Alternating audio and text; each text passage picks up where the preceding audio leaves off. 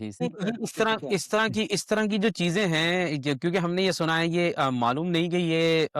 چونکہ ہر جگہ سے جو ہے نا وہ لگتا ہے ایسا ہے کہ اب آپ کو معلومات جو پہنچتی ہیں وہ صحیح پہنچتی ہیں غلط پہنچتی ہیں. مثلاً ایک چیز بہت زیادہ سنی ہے کہ حضرت اقدس صلی اللہ علیہ وسلم کے اوپر ایک جو ہے نا بادل ہر وقت موجود رہتا تھا. یہ اس سے کہ پہلے کے واقعات میں ہے کہ جو حضرت خدیجہ نے جیسے اپنے غلام کو بھیجا حضور اقدس صلی اللہ علیہ وسلم کے ساتھ جو ہے تو اس نے آبزرو کیا کہ ہر وقت ایک بادل رہتا ہے. یہ بادل بعد میں ہمیں نظر نہیں آتا اس کے اندر نا, مطلب حضور صلی اللہ علیہ وسلم کی بعد کی جو زندگی ہے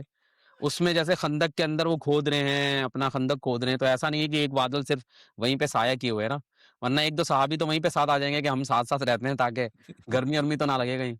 تو یہ چیزیں بنائی, مطلب اس سے اس طرح کی بہت ساری چیزیں ہیں کہ حضرت اقدس صلی اللہ علیہ وسلم جب جیسے ان کی پیدائش ہوئی ہے تو اس ٹائم کے اوپر کافی سارے معجزات ہوئے ہیں. پھر یہ والے معجزات ہیں اس میں حضرت آمنہ جو ہے وہ جب جاتی تھی کنویں کے اوپر تو پانی خود بخود اوپر آ جاتا تھا. یہ چیزیں کیا بنائی ہوئی ہیں یا اب پاسبل تو ہیں؟ مطلب سب سے زیادہ محبوب ترین ہستی ہیں, پاسبل تو ہیں, لیکن وہ بادل اب بعد میں نظر نہیں آتا کسی اس میں جو ہے نا, مطلب وہ پہلے کے واقعات میں ہی ہیں. ہاں مطلب اس طرح کی چیزیں انبیاء کے ساتھ ہو جاتی ہیں, یہ کوئی ایسا وہ بھی نہیں ہے کہ, لیکن یہ کہ بہت ساری چیزیں اس میں بناوٹی بھی ہیں,